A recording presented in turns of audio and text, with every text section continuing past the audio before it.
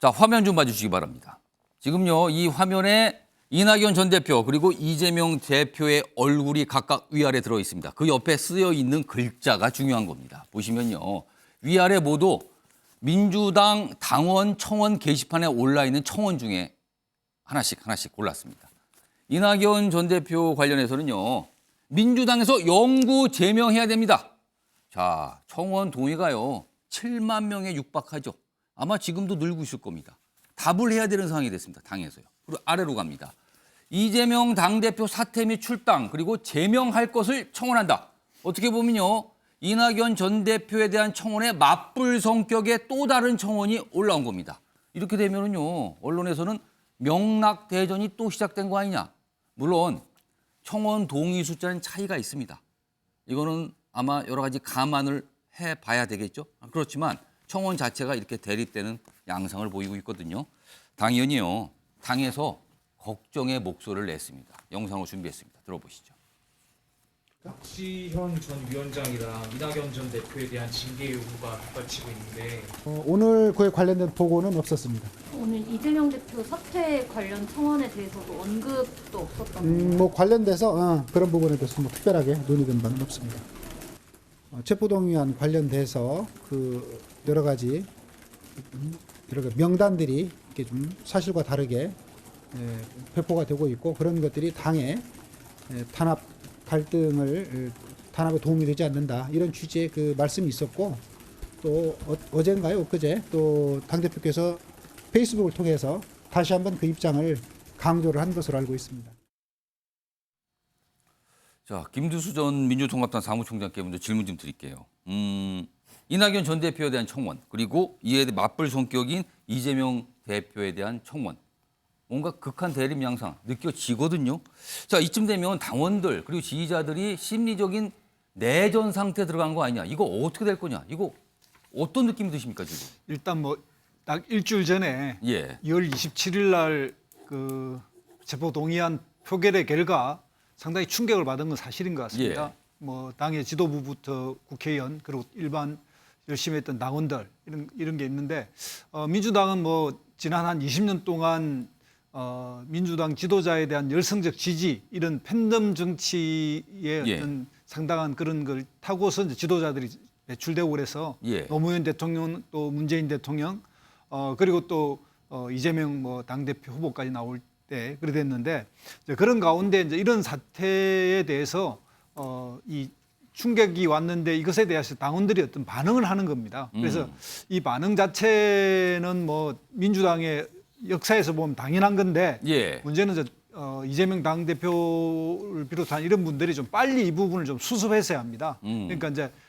이런 그 어떤 당원들의 어떤 의지 그 의사를 표명하기 전에 이 문제, 즉 표결 결과를 어떤 방식으로 처리해 갈 것인지, 앞으로 어떤 토론과 민주적 절차를 거쳐서 우리 당의 단일한 입장을 다시 한번 정리할 것인지, 이런 것들을 해야 되는데 그 충격이 너무 커가지고 조금 그 시기를 놓친 측면이 있는 것 같습니다. 그 시기를 놓쳤다는 거는 지금 상태, 당원 지지자들 사이에 어떤 굉장한 내홍 상태거든요. 서로를 향한 비난도 지금 굉장히 격화되고 있는데, 서로를 향해서 선을 넘어간 겁니까? 아니면 수습이 가능한 상황에 아직은 있는 겁니까? 지금은 뭐 당대표가 또 페이스북에 입장을 밝혀서 이렇게 해서 아무 도움이 안 된다, 이런 식의 글을 써서 또 청원한다든지 이런 건 좀 문제가 있다, 이렇게 해서 이야기를 했기 때문에 수습 가능하다고 보는데, 이제 그런 조금만 일주일 시간의 이 틈에서 좀 더 빠르게 지도부들이 이 문제를 처리해 나가는 방법을 냈어야 되는데, 그 부분을 좀 놓쳐가지고 격화됐지만, 민주당은 전통적으로 이런 것들을 토론하고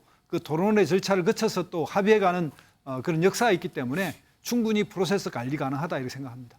지금 첫 번째 전해드린 이 화면에는요, 이낙연 전 대표와 관련된 내용, 그리고 이재명 대표와 관련된 내용 각각 숫자상으로는 하나하나 보이잖아요. 그러나 아까 제가 잠시 말씀드렸습니다.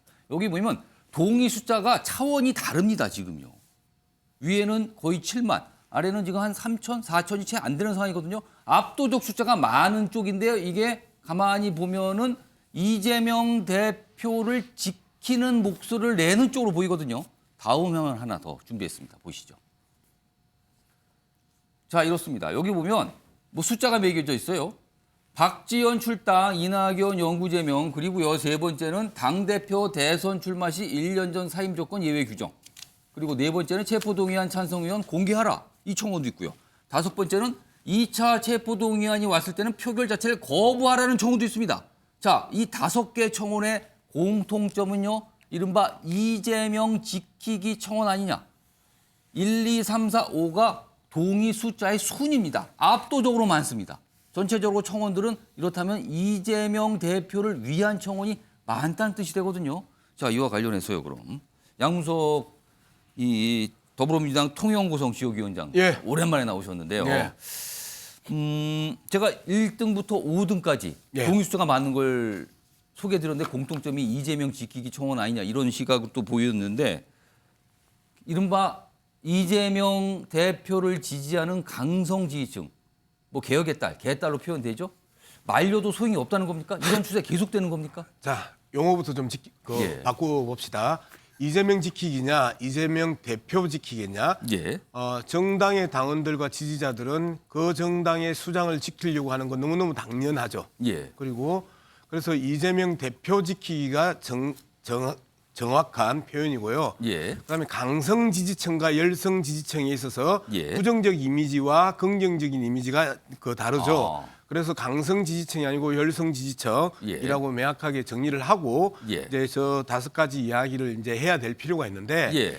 자, 박지현 고비 때마다 지방선거 때 박지원이 책임져야 되는 영역이 많아요. 비대위원장을 했었단 말이에요.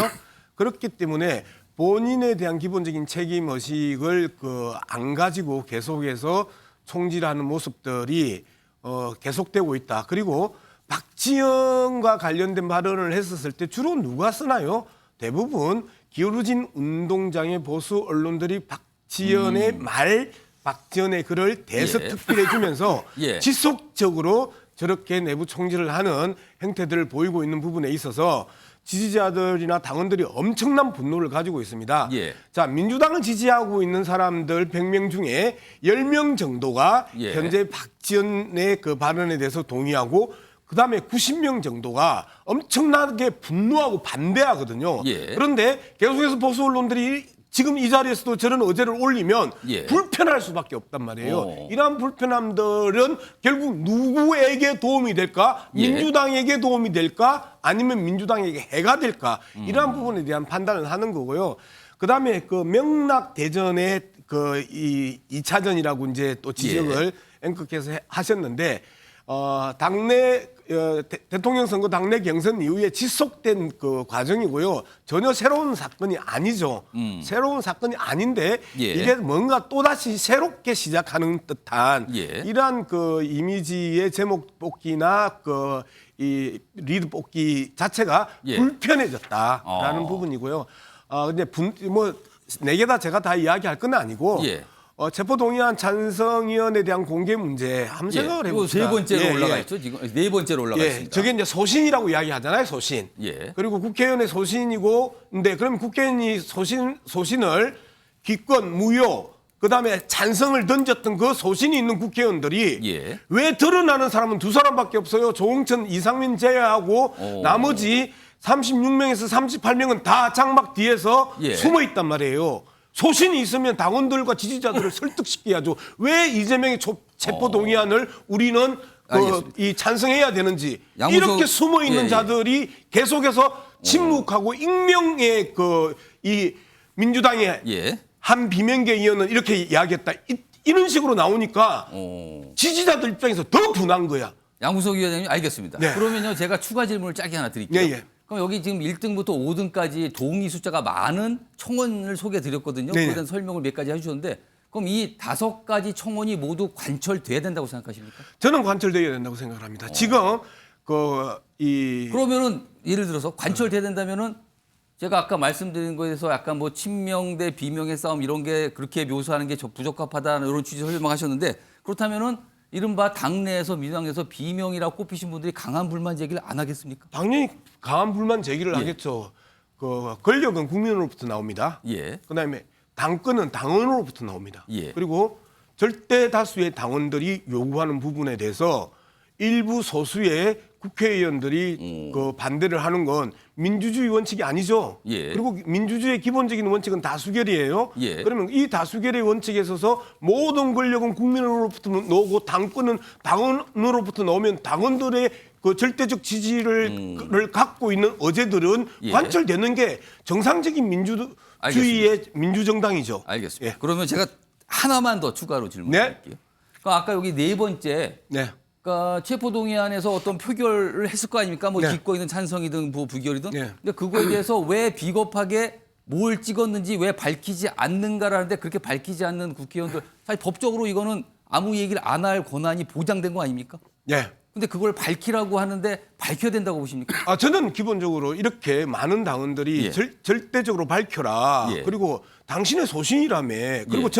정치인은 국회의원은 끊임없는 선거의 과정입니다. 예. 그죠? 그리고 투표를 하라고 설득하고 누구를 투표하라고 특정을 해서 설득하는 거잖아요. 예. 마찬가지로 자기들도 그 자신들의 소신대로 찍었으면 예. 당당하게 나서서 이야기를 해야 되는데 예. 38표에서 40표의 반란표를 우리는 보고 있는데 예. 그중에 나와서 공개적으로 이야기하는 사람 두 사람밖에 없어요. 조홍천, 이상민. 나머지 36명에서 38명. 그 사람들은 소신입니까? 소신이면 이야기하라는 거예요. 그리고 왜 많은 당원들이 그 색출을 하려고 그래요? 예. 당당하지 못하기 때문에. 알겠습니다. 장막 뒤에서 역적 모이듯이 소곤소곤 짓거리기 때문에 그 부분에 대한 분노를 알겠습니다. 더하게 되는 거예요. 그러니까 이 5가지 모두 관철돼야 된다. 특히 4번 이 네 번째 찬성한 의원들, 그러니까 반대하는 의원까지 다 공개하라는 거잖아요. 이것까지 돼야 공개돼야 된다. 이런 말씀을 좀 해주셨어요. 자 이번에는요.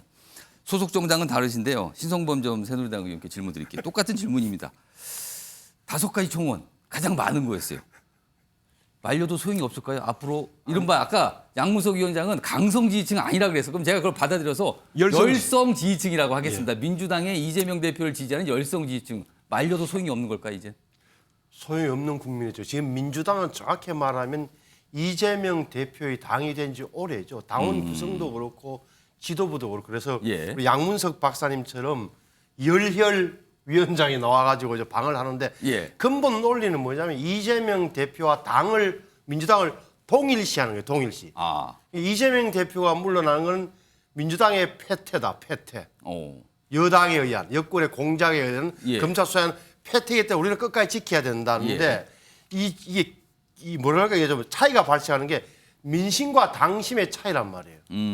자 당심은 그럴 수 있다고 봐요. 제가 어차피 다음 구성이 저렇게 돼 있다면 그러니까 이른바 비명계가 힘을 못 쓰는 구조 7만 명대 뭐 한 3천 명 정도의 저 구조로 좋다. 그런데 선거를 내년 국회의원 선거를 치르려면 당원만 가지고 되는 건 아니잖아요. 아, 중도층과 부동층을 잡아야 되는데 저렇게 당과 이재명 대표를 동일시해놓고 그 반대하는 사람들은 모두 다 반당 분자로 몰아서 반동이 아니라 반당 분자로 몰아서 저렇게 치기 시작하면 누가 살아남을 수 있겠느냐. 중도층이 어떻게 판단하겠느냐. 예. 이 대목이 남는 거란 말이에요. 거기에 대해서는 답을 해줘야 되는 거예요. 그러니까 당심은 좋은데 민심은 보면은 이재명 대표에 대한 체포동의안에 대해서도 상당수가 우리 찬성하는 편이고 체포안에 예. 또한 불체포 특권을 없애야 된다는 게 더 많은 여론이고 예. 또 이 정치적인 그런 탄압이야 표적 수사가 아니라 예. 적법한 절차의 수사 같다고 보는 국민들도 적지 않게 있는 마당에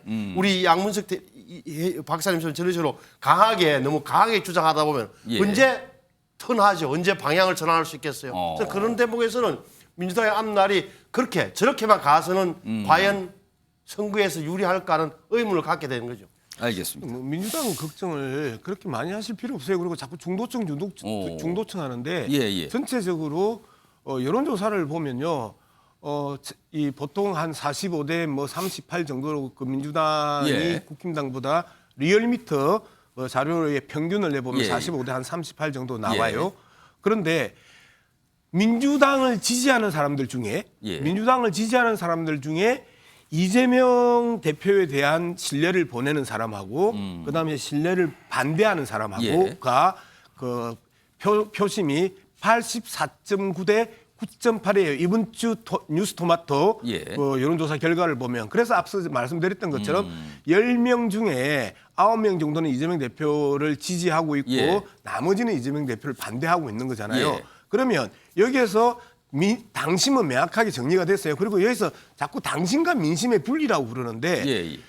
지지율을 보면 중도층에 대한 부분들이 충분히 다 반영이 돼요. 세상에 민심과 당심의 그 분리라는 부분들을 가지고 너무 심하게 걱정 안 해주셔도 돼요. 알겠습니다. 걱정하는 게 아니라 보면 이제 지표상 보면 예. 민주당 지지율가 특히나 수도권 서울에서 많이 떨어지잖아요. 예. 중도층에서도 그 부분을 제가 민주당에 뭐 걱정하는 차원보다 객관적으로 보면 이것을 돌파해낼 수 있을까 나중에 어떻게 방향 전환을 하더라도 이런 부분을 걱정한다는 차원으로 잠깐만요. 사실 두 분 한 가지만 잠깐만요. 말씀드릴게요. 예. 역으로 더불어민주당의 지지율이 떨어졌던 결정적인 이유는요. 예. 개혁을 해야 할 때 예. 제대로 개혁하지 못했던 질타와 예. 그다음에 좀 지나치게 이 개혁을 밀어붙였다는 질타를 그 소위 말하는 중도층을 보면요.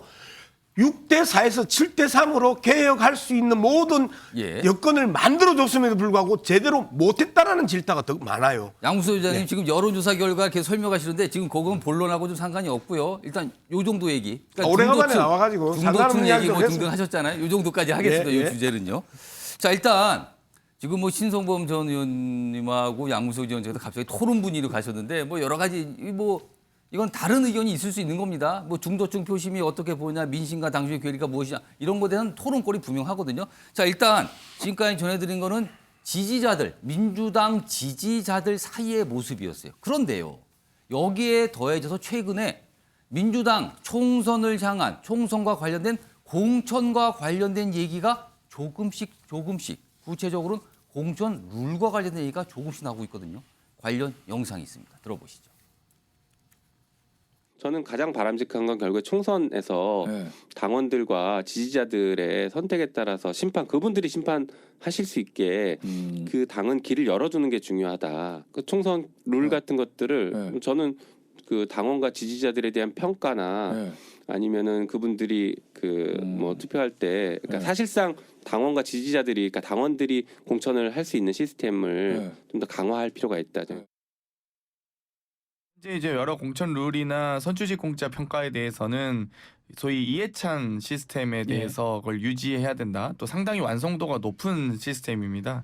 그렇기 때문에 저는 아마 크게 변동이 없을 것으로 예상을 하고요. 당무감사는 해당 당원들의 여론조사가 반영돼야 되는 건 아니냐라는 의견이고요. 큰 이견은 없이 공감하고 계십니다. 당무감사는 사실 공천과는 별개입니다.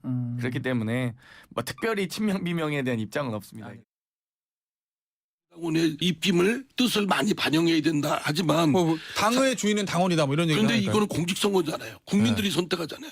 당원보다는 더 많은 일반 국민들이 선택을 하기 때문에 민심에 가까워야죠. 그래야 당선이 많겠지 않겠습니까? 우리 당내의 당원들, 특히 강성 당원들이 입김이 많이 작용하면 사실은 국민들로부터 선택받지 못할 가능성도 높고 그렇게 되면 무슨 소용이 있겠습니까? 그러면 안 되죠. 지금 상당히 어려운 시기이기 때문에 이재명 당대표는 공천을 가능한 한 저는 통합적으로 할 거라고 봅니다. 할 수밖에 없어요. 만약에 마음대로 내가 미워하는 사람 찍어내고 내가 좋아하는 사람 안 치고 했다면 친박 공천 시즌2가 될 겁니다. 그 총선 망칠 거예요 아마. 그래서 그렇게 안 할 겁니다. 공천이 문제가 아니고 총선에서 우리 당이 이대로 가면 어려울 거다. 이 우려, 이 민심이 사람들에게 고민하게 만든 가장 큰 동인이지 공천 이거는 사실관계도 아니고요. 정영진 변호사. 네네. 사실은 평시에는 지지자들 간에 어떤 격한 충돌이 있지만 그거는 어떤 당의 뭐 노선이라든가 지금 보면은 이재명 대표를 놓고서 이렇게 충돌한 모습이 있거든요. 그런데 실제 국회의원들끼리 충돌할 경우는 공천 가지고는 굉장한 충돌을 보인다. 특히 공천 룰이 뭔가 과제로 주어지면 어마어마한 충돌이 벌어지거든요. 근데 지금 공천 룰 얘기가 조금씩 나와서 일단 민주당 당무감사 때 권리당원 여론조사를 반영하자는 주장이 잠깐 나왔는데 뭐 아이디어 차원이라는 설명이 있어서 잠깐 사고들었어요. 이런 가운데 이 민주당의 청원 게시판에는요. 공천 때 당원들의 의견 반영 비율을 좀 많이 높이자는 청원까지 올라왔습니다. 네네. 이렇게 되면은요. 이거는 현역 국회의원 그리고 출마를 준비하시는 민주당 분들의 이해관계와 맞물릴 수 있거든요. 자, 이건 자칫 여러 가지 불똥이 들 수도 있는데 어떻게 좀 판단하십니까? 일단은 일반론적으로는요. 당의 주인은 당원 아니겠습니까? 지금 그렇죠. 국민의힘도 당대표 뽑는데 당원만으로 투표를 하고 있잖아요. 그렇습니다. 그다음에 이제 당원들의 목소리가 잘 반영이 되는 상향식 민주주의는 저는 이론적으로는 굉장히 좋은 거다. 예. 아이디어라는 것이다. 저는 그렇게 생각을 갖다가 하는데 예. 그런데 지금 중요한 것은 이제 총선이 1년밖에 안 남은 상황에서 예. 민주당의 현 상황은 문제가 있잖아요. 어떤 문제가 있느냐? 민주당 위기가 있잖아요. 예. 어떤 위기냐? 대표의 위기예요. 그런데 그 대표의 위기가 정치적인 문제가 아니거든요. 법적인 문제예요. 형사법적인 문제라고요. 그런데 중요한 것은 이러한 사법 리스크를 바라보는 시각이 너무너무 틀린 것 같아요. 같은 당 내에서도.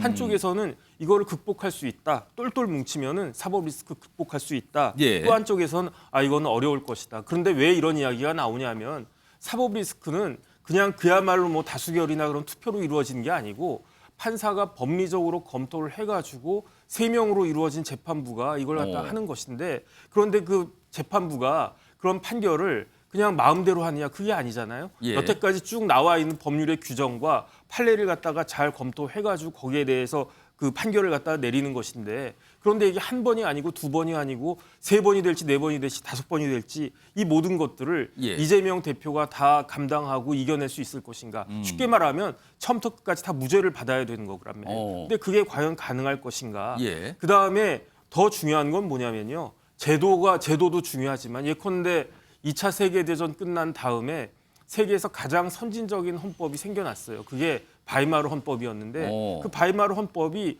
제대로 그 현실하고 그 내용하고 맞지가 않았거든요. 예. 그럼 결론이 어떻게 됐습니까? 나치로 귀결이 됐잖아요. 그렇기 때문에 지금 민주당에서 이런저런 이야기를 아무리 이야기를 갖다가 해도 예. 그다음에 선거라고 하는 것은 결국 당원들끼리 막 뭐 우리끼리 잘하자 이게 아니고 예. 유권자들의 마음을 얻는 것이고 만약에 내년에 총선에서 이제 총선에서도 왜냐하면 지금 이재명 후보 체제 하에서 선거를 연속으로 2번 참패를 갖다 하지 않았습니까? 예. 대선 지고 지방선거 지고 만약에 총선까지 참패하게 되면은 예. 그다음에 거기에다가 이번에 이제 선거법 관련한 그 재판까지도 결론이 그렇게 나오게 되면 예. 민주당이 정말로 엄청난 그 뭐 경제적인 거나 아니면 정치적인 거나 아주 그런 문제가 그 봉착할 수 있다라고 하는 것을 예. 잘 알아야 되지 않을까 하는 생각이 드는데 뭐 양문소 이사장님께서 걱정하지 말라고 하시니까 일단 걱정을 하지 않도록 하겠습니다. 또 걱정을 하지 말라니까 걱정 안 하겠다고 또 말씀을 하시네요.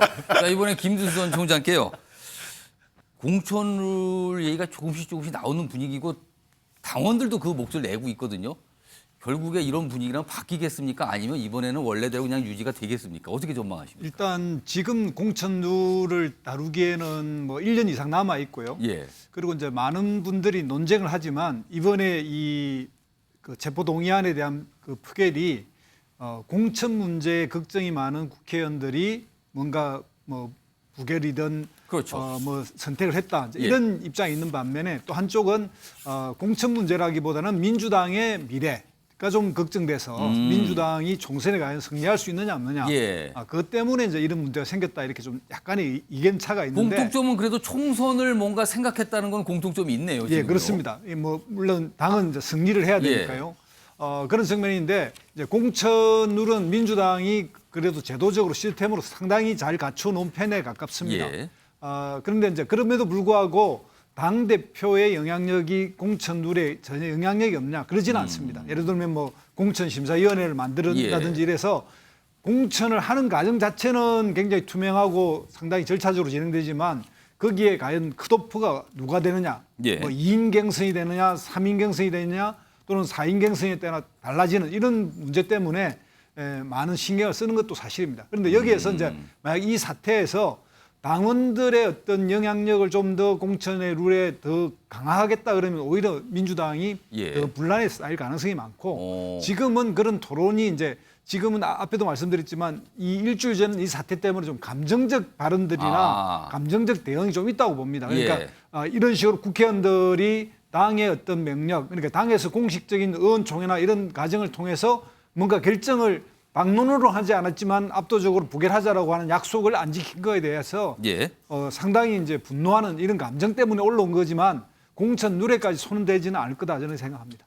신성범 전원께서 바로 요청하시는 한 1분 드릴게요. 예. 말씀하세요. 이게 저 현실 정치를 해본 경험에 비춰보면은 귀결은 공천 문제가 될 수밖에 없는 거예요. 지금 의원들의 속마음이나 당협위원장들의 온갖 신경도 시점이 그렇게 돼 있다. 그러면 제가 보기에는 이 부분은 결국은 분당이냐 다시 갈라서느냐 아니면은 봉합이냐의 길로 갈 텐데 봉합하려면은 사실은 이게 조금 정치적으로 타협할 수밖에 없는 거예요.